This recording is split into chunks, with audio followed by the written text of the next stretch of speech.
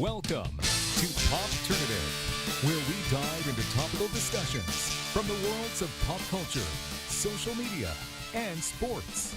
Here is your host, Peter Remoliotis, aka PD Beats.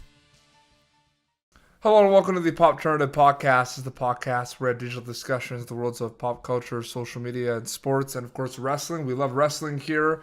I'm pleased to be joined by a professional wrestler.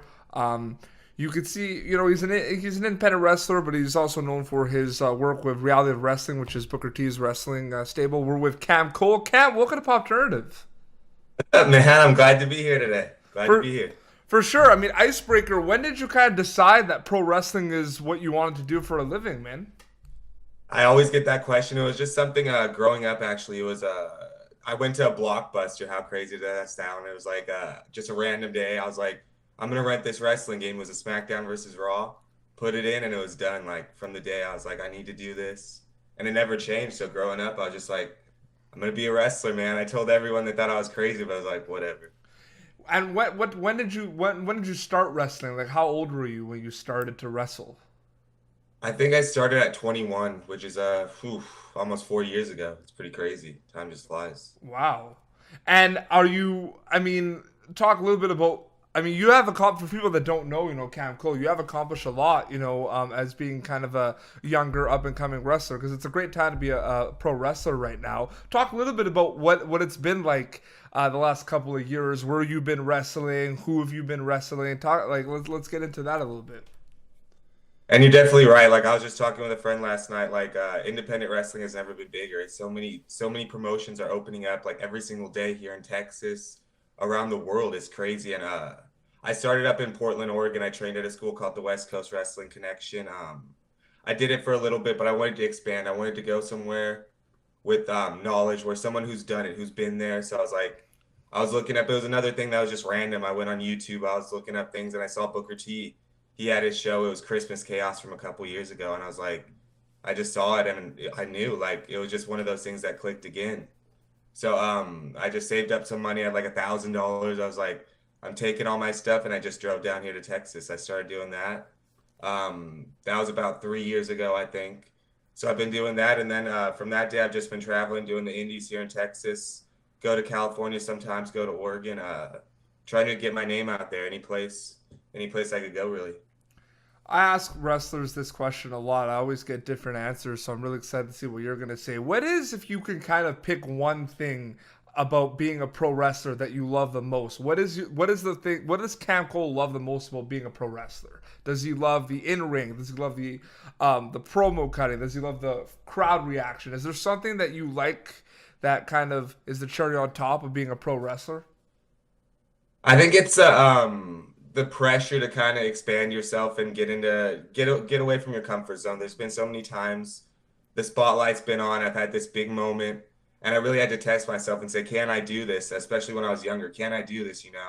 And just those moments that really make you who you are and kind of make you grow as a performer. I think when the spotlight's on, it's my favorite time, because I know I'm going to get better. I'm going to get to where I need to be. What can people expect if they see Cam Cole in action? What are they getting? A good performance. I'm going to give it my all. I try to take the stance wherever I go, no matter what place. There could be 50 people, 500 people. I'm going to give it my best. I'm going to go out there and have a great performance. I'm going to fly, do some crazy stuff, have some fun, get the crowd into it. Give them the money worth. So I find it interesting because, the whole wrestling boom and, the 205 Live at the cruiserweight and these, high flyers and everything. But I kind of saw this movement, Cam, of a lot of bigger guys like, Keith Lee, Moose, Scott Van Dijak, doing these big wrestling moves. And I've talked to Matt Riddle. I've asked him what he thought about it. Rob Van Dam's been on the show. I asked him what he thought about it. And there's mixed reviews. Like, some people are okay with these big guys doing high flying moves, but some guys think it's a bit interesting. What do you think about that? Because you're a smaller guy doing these amazing moves. You wrestle someone and he's like a big guy, used to be a football player, and he's doing a moonsault. What do you think about that? I'm curious to see your opinion on that. I think it's definitely something that needs to be in there. Like I saw Keith Lee like 2 weeks ago at a Dallas show, and like he's huge. He sat next to me, and I'm like, God damn, like he's a big guy, and he does it all, like you said, and definitely the fans react. Like if you ever see that, and you see one of those guys, it's like it's almost like something you never seen before. This like 6'5", almost 300-pound guy doing this crazy stuff. I think um I think it needs to be in there. It's another different thing that will make fans want to come back. Social media is becoming a really big part of wrestling. You're one of many independent wrestlers that's capitalizing on Instagram and Facebook as a means of kind of getting your name out there. Do you see social media as a big tool in terms of getting bookings? Like I see, it seems like it's doing a lot of pro wrestlers favors these days because people can kind of get bookings through social media. Yeah. For the longest time, I was like completely against social media. Like starting in wrestling, I was like, I had like a Facebook that I never even used. And I was like, it's not my thing. But like the longer I went into it, I was like, man, I need to start expanding. Like you could be the best performer ever, but if you don't know anyone, if you don't have any following, what does it matter? You know what I mean? Hmm. So I just started like growing my page and whatnot. And you're right. Like I have promoters like hitting me up all the time, like, hey, I saw you on this or whatever. And then they contact me and just like that. It's all about who you know, not like what you do and Oh, everything like that. absolutely. It's networking. You've been in a lot of cool matches already, but your career is like it's just getting started. I mean, for people like I said, this is for my viewers. If people have not checked out, your work with Reality of Wrestling, they should really do it because I think you're one of the most underrated indie wrestlers out there. I truly mean that. And it's one of those things where who has been the coolest person that you have wrestled so far, and who do you want to wrestle that you haven't that you think would be pretty cool? And you can name Mm. a few cool people that you've wrestled, That, but that, I think Matt Stryker. I was wrestling for a couple years. Matt Stryker was up in Oregon, and I got a chance to wrestle him. And he didn't just take it as a match. He knew I was one of Booker's guys, and he's really fond of Booker, so he really took time to like show me a couple things that I never even thought of. Little things that kind of separate an average performer to taking it to the next level. And I still use his advice to this day, and that was like two years ago now. So Matt Stryker. A lot of guys here in Texas, like Ryan Davidson. I love working with Ryan. There's a lot of guys. I'm trying to think. Rex Andrews. Rex Andrews is a guy that pushes me. Man, I'll get in the ring with Rex Andrews every day. As far as going forward, I would say a lot of these guys, like around Dallas, like I'd love to work ACH. Like you said, Matt Riddle. Get these guys that I know if I get in the ring, if I get the opportunity with these guys, it's going to be great. And I know it's just a matter of time building my name up. you got to get up to Canada. Have you been in Canada yet? No, I've always wanted to. I just actually got my passport, so I'm looking to hit up places like Canada. I have a friend who just went to Canada. There's a lot of good places. The wrestling is still alive in Canada. Mexico, maybe Japan. Like I just want to see what's out there. Scorpio Sky came on my show before Christmas and Oh, said that this was the first time that he is able to make a living just wrestling. He yeah. doesn't need like a day job. I feel like it's safe to say that because of why do you think there's been like what do you think is the reason behind the big wrestling boom? I feel like the last 3-4 years there's shows everywhere. It's just unbelievable. We started talking about it. What do you think has been the big factor? Is there something specific that you've noticed? And I actually I know Scorpio back from Championship Wrestling from Hollywood. I had a chance to work with them for a little bit. He's a real cool guy, and he's definitely right because these places are just showing up. I think it started with Ring of Honor about like I would say like 2005. It was kind of that underground like, whoa, what's this? Because everyone was like WWE and nothing else, and they started seeing like all the amazing talent that came from there to the WWE, and then it just kind of snowballed with like NXT, and then more places are showing up, and it's kind of like it's like I don't know. It's kind of like having your favorite band and like that little band that you like and support. Mm-hmm. So fans are definitely going out of their way. And like you said, they're popping up everywhere. Defy in Seattle just started. We have all these places down here in Texas. Lions Pride Sport, which I was at last night. Amazing show in Rockford. They're growing. Places are just growing out everywhere. It's getting big. What do you kind of think about the like what you're like a high flyer, you're in the ring. Do you find it hard to cut promos? What do you think about that? Every time I talk to wrestlers, they always say that they either love or hate cutting promos. Do you like cutting promos? I like cutting a live promo. It's kind of hard to like tape a promo. I don't know. It's kind of hard to get that feeling for it. That's kind of hard for me to kind of like get into that zone.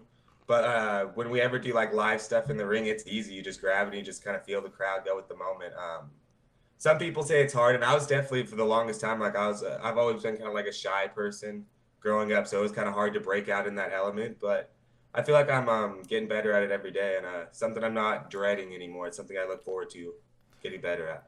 So you're, like I said, you're involved. You're part of Booker T's reality of wrestling.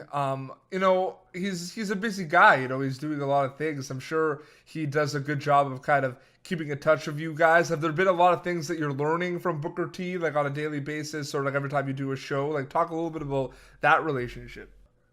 I was thinking like Booker, he's one of those, he's such a sharp mind in the business. Like he'll teach you things you never even know or you'll never hear unless you're around him mind like that. He's been there, done that for years and years. He'll teach me the little things of a performance, like the nuances, the movements. And that's what he looks for. Like he looks at like wrestlers, how they walk, how they move, the littlest things. Like you could go to these shows and it'd be like, oh, great job. No one really cares. But Booker will see something. He'll call you out flat out. Like you need to work on this. You need to work on that. And it always makes me get better because there's always something working these shows. You're like, man, I'm doing good. But then you get back at Booker's and you're like, man, there's this little thing I need to tweak because he'll call you out and it makes you on your feet and it makes you definitely improve as a performer. How did you get into working with reality of wrestling? It's a good story. Like when I moved down here, I didn't talk to anyone. Like I called and just like, hey, is this your school or whatever? Like, yeah. And then I just showed up one day. It was like 3 p.m. I just showed up and I was just waiting outside. I was nervous. I was like, what am I doing, man? I just moved. I've been driving for like 26 hours and now I'm standing outside. And eventually he showed up at like 7, gave me the lecture. He was like, this is what we have this awesome school. And it's a fair game. There's no like drama, politics or anything. We're going to get you better. And if you want to be here, cool. And ever since then, it's been going. It's crazy.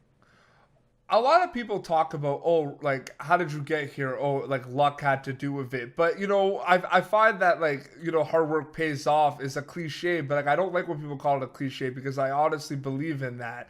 Talk a little bit about what you need to kind of do or what you have been doing to kind of get to the next level. I mean, the hard work you guys put in on a daily basis is incredible. But are there some goals that you've kind of um, put up for yourselves to kind of do in the next couple of years or couple of months that you're trying to push towards?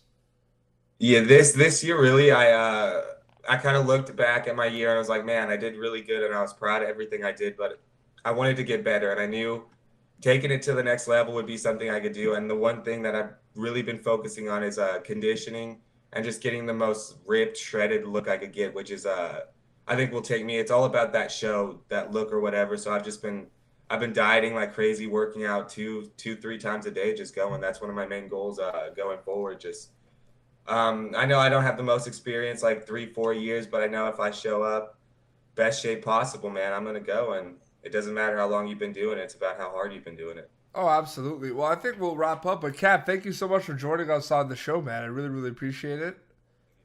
Now it's your time to plug away. Where can people check you out? The stage is yours, my friend. Yeah.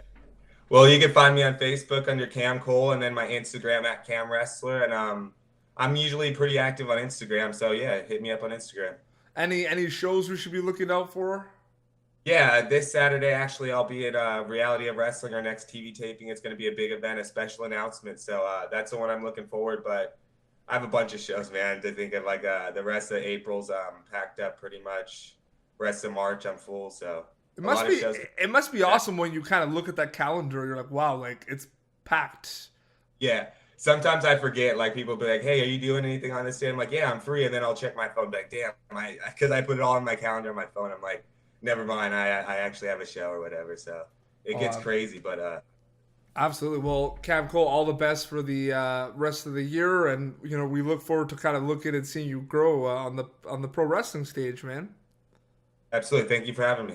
No problem. Well, this has been Popternative. You catch Presetzel's Popternative on YouTube and iTunes and Spotify for the audio versions. Until next time, this is Cam Cole and PD Beats signing off. Thank you for tuning in to Popternative. make sure to check out our past episodes of Popternative on YouTube. Be sure to like Popternative on Facebook and follow us on Twitter.